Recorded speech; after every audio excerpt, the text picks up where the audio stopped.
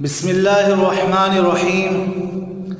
अस्सलामु अलैकुम वरहमतुल्लाहि वबरकातुहू।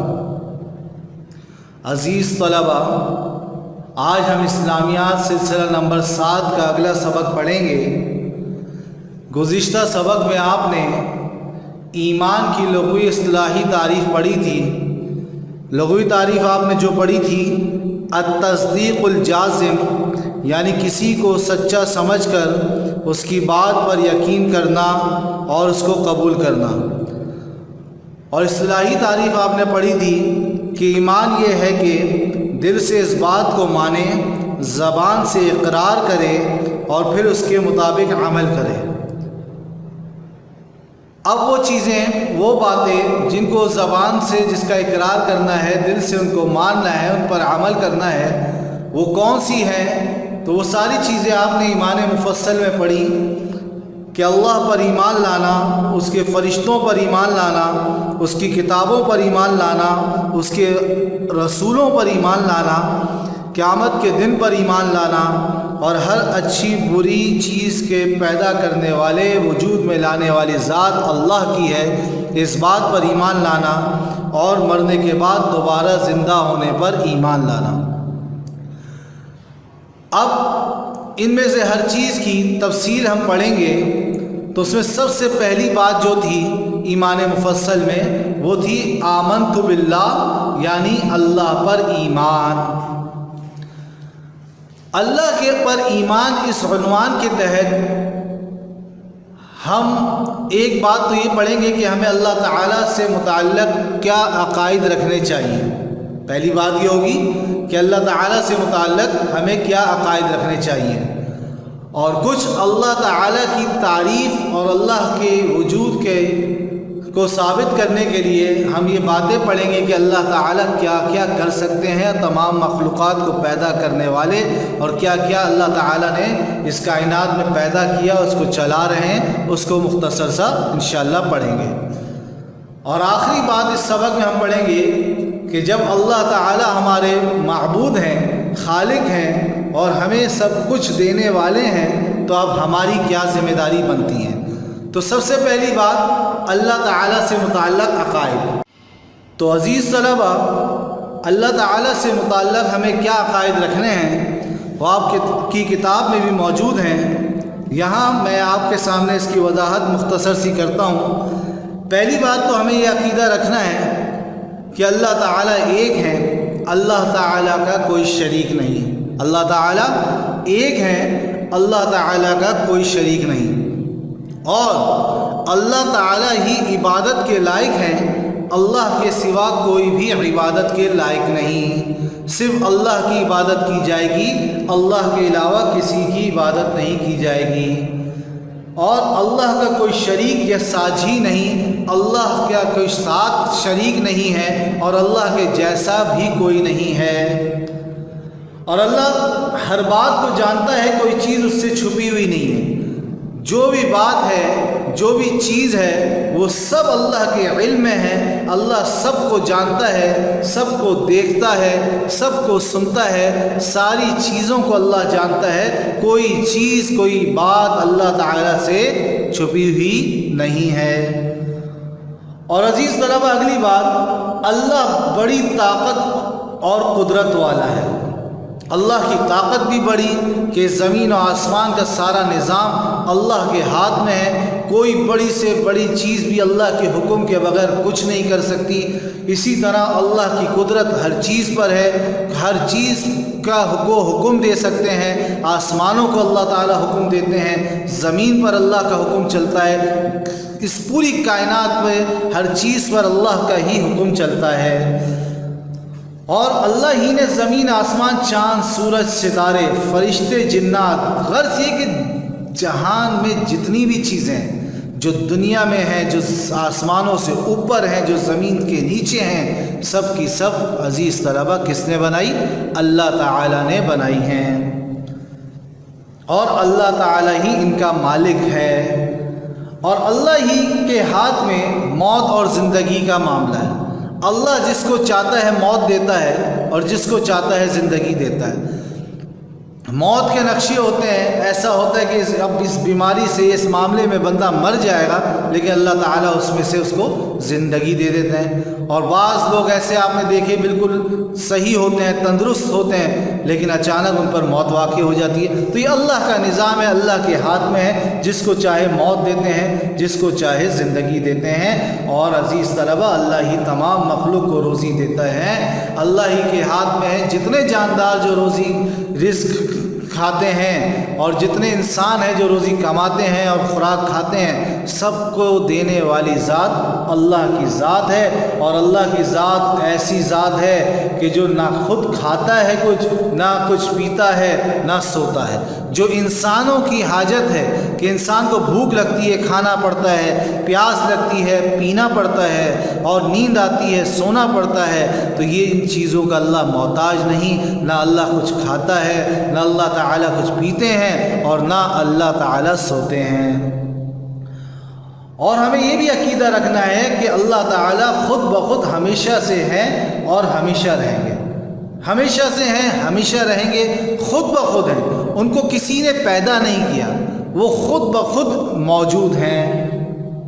اور اللہ تعالیٰ انسانوں کی جو ایک معاملات ہیں، انسانوں کی جو چیزیں ہیں، تو اس سے پاک ہیں۔ یعنی اللہ کہ نہ ماں باپ ہیں، نہ بیٹا بیٹی، نہ بیوی، یہ سب رشتہ داریاں انسانوں میں ہوتی ہیں۔ اللہ تعالیٰ کا ایسے کوئی رشتہ داری، ایسا کوئی معاملہ نہیں، وہ تو اعلیٰ ہیں، وہ تو افضل ہیں، ان چیزوں سے اللہ تعالیٰ پاک ہیں۔ اور اللہ تعالیٰ کے سب محتاج ہیں، کائنات کی ہر چیز ذرہ ذرہ اللہ کا محتاج ہے، ہر چیز اللہ کی محتاج ہے، لیکن اللہ تعالیٰ کسی کے بھی محتاج نہیں ہے۔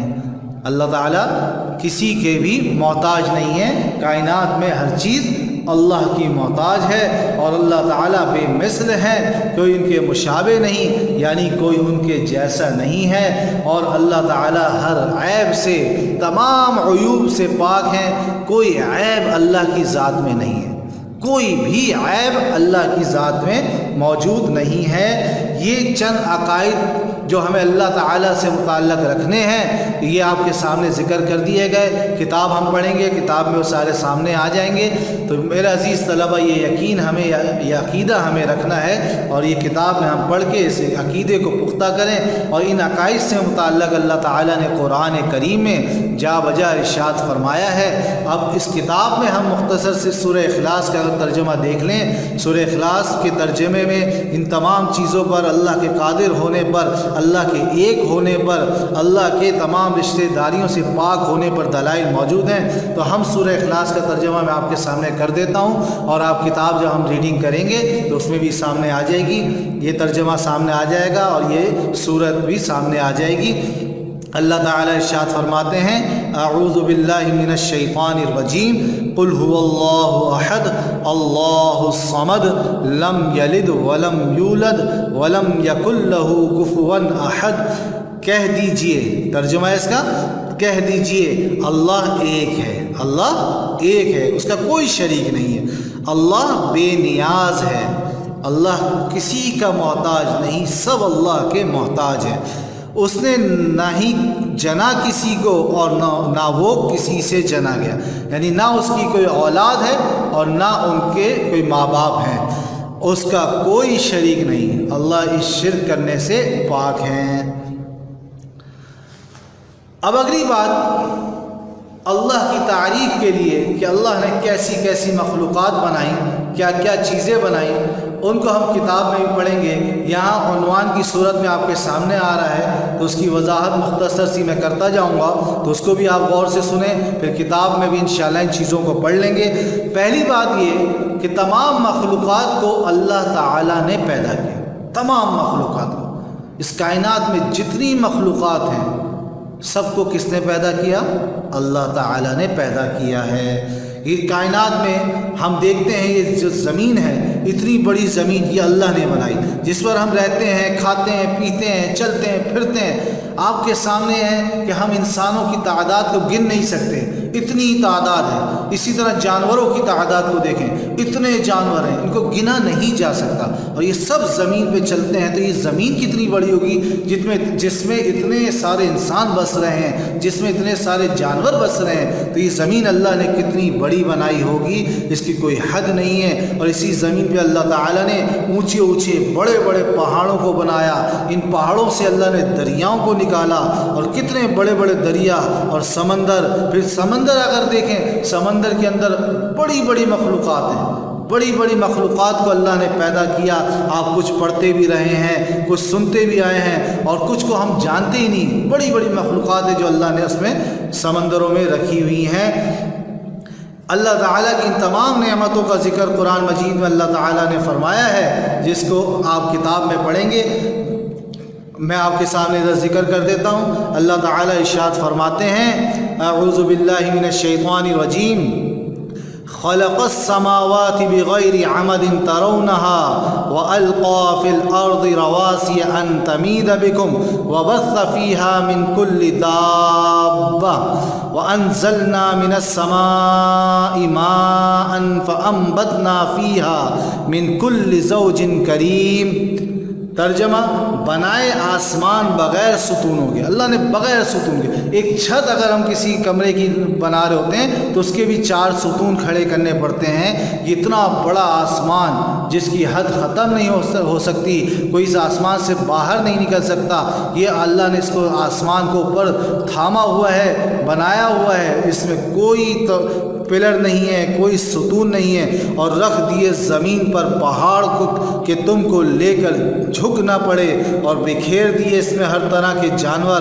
اور اتارا ہم نے آسمان سے پانی، پھر اگائے زمین میں ہر قسم کے جوڑے خاصے. اگلی بات، آسمان، بارش، درخت اور پھل. اللہ تعالیٰ نے آسمان کو بنایا، پھر آسمان سے اللہ تعالیٰ نے پانی کو برسایا. بارش برساتے ہیں اللہ تعالیٰ، جس سے ہمیں فائدہ ہوتا ہے، اور اس سے جو ہے اس بارش کے پانی سے درخت اللہ نے اگائے.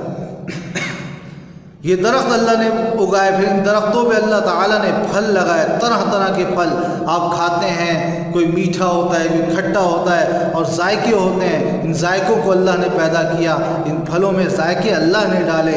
تو یہ چیزیں اللہ نے بنائی. ان چیزوں کا ہمیں ایمان رکھنا ہے کہ ساری چیزیں اللہ نے بنائی ہیں. اور پھر شفا دینے والا، مشکلات حل کرنے والا، وہ بھی اللہ تعالیٰ ہی ہیں. جب ہم بیمار ہوتے ہیں، پریشان ہوتے ہیں، بیماری آ جائے، کوئی مشکل آ جائے، تو ہم اللہ کی طرف متوجہ ہوتے ہیں، اللہ کی طرف متوجہ ہوتے ہیں، اللہ سے مانگتے ہیں. تو اللہ تعالیٰ ہماری بیماری کو بھی دور کرتے ہیں، ہمیں شفا دیتے ہیں، ہماری مشکلات کو حل کرتے ہیں. کوئی بھی مشکل ہوتی ہے، اللہ کی طرف متوجہ ہو جائیں، اللہ سے مانگیں، اللہ ہماری اس مشکل کو دور کریں گے. اور اللہ تعالیٰ نے عزیز طلبہ ہمیں کتنی بڑی بڑی نعمتوں سے نوازا. اللہ نے ہمیں آنکھ دی، اللہ نے کان دیے سننے کو، ہاتھ اور پاؤں دیے کہ ہم کچھ کام کر سکیں. آپ خود سوچیں، اگر اللہ تعالیٰ ہم سے یہ آنکھ لے لے، اللہ تعالیٰ کسی کے کان کی سماعت کو چھین لے، اللہ تعالیٰ کسی کے ہاتھ لے لے، کسی کے پاؤں لے لے، تو کون ہے اس دنیا میں اللہ کے سوا جو ہمیں یہ چیزیں لوٹا سکے؟ کوئی بھی نہیں ہے جو ہمیں ان چیزوں کو واپس لوٹا دے. تو عزیز طلبہ، ہمیں تو اللہ کا شکر ادا کرنا چاہیے کہ اللہ تعالیٰ نے ہمیں ان چیزوں سے نوازا. اور ہوا، روشنی، دن اور رات، اس کو بھی اگر ہم دیکھیں تو اللہ کی بڑائی ہمارے سامنے آتی ہے کہ اللہ تعالیٰ نے ہمیں ہوا عطا کی. انسان کے لیے ہوا کھانے پینے سے بھی زیادہ ضروری ہے. کھائے پیے بغیر انسان کچھ دن زندہ رہ سکتا ہے، لیکن ہوا کے بغیر انسان کچھ دیر بھی زندہ نہیں رہ سکتا. ہوا کی اگر بند ہو جائے، بالکل نہ آئے، تو انسان کے لیے جینا مشکل ہو جائے. اللہ تعالیٰ نے دن بنایا، اس میں روشنی دی اللہ نے تاکہ ہم اپنے کام کر سکیں، ہم کام کر سکیں. رات دی اللہ نے تاکہ ہم آرام کر سکیں، ہماری تھکاوٹ دور ہو سکے. اگر اللہ تعالیٰ صرف روشنی ہی روشنی رکھتا تو ہم آرام کیسے کرتے؟ ہمیں हमारी थकावट कैसे दूर होती। अगर अल्लाह ताला से अंधेरा ही अंधेरा रखता, रात ही रात होती, तो हमारे लिए काम करना दुश्वार हो जाता। तो ये सारी चीज़ें अल्लाह ताला ने हमें अता की हैं और अल्लाह ताला की नेमतें हैं। अल्लाह ने इंसानों को छोटी बड़ी बहुत सी नेमतें अता फरमाई हैं जिनकी हम गिनती भी नहीं कर सकते। तो अज़ीज़ तलबा, इन चीज़ों का यकीन हमें रखना, इन अल्लाह की इस बड़ाई को समझना और इन नेमतों का शुक्र अदा करना और अल्लाह की तरफ मुतवज्जो होना, अल्लाह से ताल्लुक़ बनाना, अल्लाह के हुक्म को पूरा करना, अल्लाह को राज़ी करना, ये हमारी ज़िम्मेदारी है। तो ये अल्लाह पर ईमान के तहत कुछ बातें थी जो आपने पढ़ ली। हाँ, अब हम अपना आज का सबक ख़त्म करते हैं और अल्लाह पर ईमान के उन्वान के तहत जो अगली बात है कि जब अल्लाह ताला तमाम मखलूक के खालिक हैं, राज़िक हैं, मालिक हैं, सब कुछ करने वाले हैं, तो अब हमारी क्या ज़िम्मेदारी बनती है कि हम अल्लाह ताला के लिए क्या करें, वो इंशाअल्लाह हम अगले सबक में पढ़ेंगे और उसी सबक में इंशाअल्लाह मुकम्मल सबक की रीडिंग यानी बुलंदख़्वानी भी कर लेंगे। अस्सलामु अलैकुम व रहमतुल्लाहि व बरकातुहू।